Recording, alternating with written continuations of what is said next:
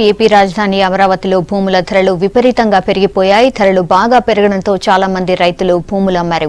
అయితే ఒక్కసారిగా 500, 1000 నోట్లు రద్దు కావడంతో ఊహించని ఇబ్బందుల్లో పడ్డారు అమరావతి ప్రాంత రైతులు.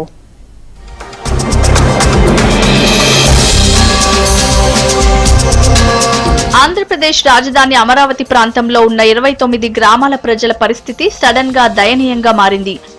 రాజధాని కావడంతో ఇక్కడి భూముల ధరలు అమాంతం పెరగడం, ఎకరం ₹1,00,00,000 పైగా ధర పలకడం అందరికీ తెలిసిందే.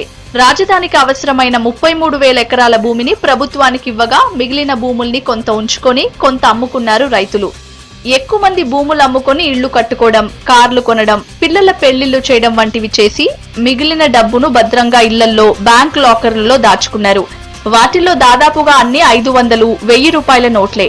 ఈ డబ్బు ఎలా మార్చాలన్నదే ఇప్పుడు వాళ్ళ తలనొప్పి. ఒక ఇల్లు అమ్ముకున్నాడు, వాడు ఏదో బాకీలు కట్టుకోవడానికో దేనికో మొత్తానికి ఇల్లు అమ్ముకుని ఆ డబ్బు వాడికి కట్టాలని చెప్పేసి దాచుకున్నాడు. దాచుకుంటే తెల్లారి అర్ధరాత్రి ఇట్లాగా ప్రచారం చేసేసి బ్యాన్ చేయాలంటే ఇప్పుడు ఆ డబ్బులు వేరే బాకీ వాడు వచ్చి అడుగుతాడు. ఆ డబ్బులు ఏం చేస్తారు, ఎట్లా మార్చిస్తాడు వాళ్ళకి? ఇప్పుడు వాళ్ళు వచ్చి వాళ్ళ మీద పడుతున్నారు, మా డబ్బులు మాకు కట్టమని. భూములు ప్రభుత్వ ధర ప్రకారం ఒక విలువ ఉంటే మార్కెట్ ధర అంతకు 3 ఇంతలుంది. ఇక్కడ మార్కెట్ ధర ప్రకారం భూములు అమ్ముకున్న రైతులు అధికారిక లెక్కల్లో మాత్రం ప్రభుత్వం పేర్కొన్న విలువకే భూమి అమ్మినట్లు చూపించారు. దీంతో మిగిలిన డబ్బంతా అన్అకౌంట్ మనీగా మారింది. ఇప్పుడు ఒక్కసారిగా నోట్లు రద్దు చేయడంతో వాటిని ఏం చేయాలో తెలియక అవస్థలు పడుతున్నారు. బ్యాంక్ లో జమ చేసి నోట్లు మార్చుకోవాలంటే వాటికి లెక్క చెప్పాల్సి ఉంది. చెప్తే అమ్ముకున్న రైతుతో పాటు కొనుక్కున్న వ్యక్తి కూడా ట్యాక్స్ ఎగవేతదారుల కింద రావచ్చు. ఇది అమరావతి ప్రాంత రైతుల భయం. సార్ ఎంతమంది ఉన్నారు సార్? ఒక ఎకరం ఆడైతే వెళ్ళి 2-3 సార్లు కొని ఉండొచ్చు. 10 ఎకరాలు, 20 ఎకరాలు, 25 ఎకరాలు ఇచ్చిన వాళ్ళు వేల కోట్ల రూపాయలు వాళ్ళ దగ్గర ఉన్నాయి. వెళ్ళి అక్కడికి వెళ్ళి గవర్నమెంట్ మాకే ఇవ్వండి, మీరు అమ్ముకోండి అన్నారు. అలాగే ఇచ్చారు. వాళ్ళు ₹1,00,00,000 పైన అమ్మేసుకున్నారు సార్. ఆ డబ్బులన్నీ నిలిచిపెట్టి పెట్టలా, వెయిట్ చేసుకోలేకపోయారు.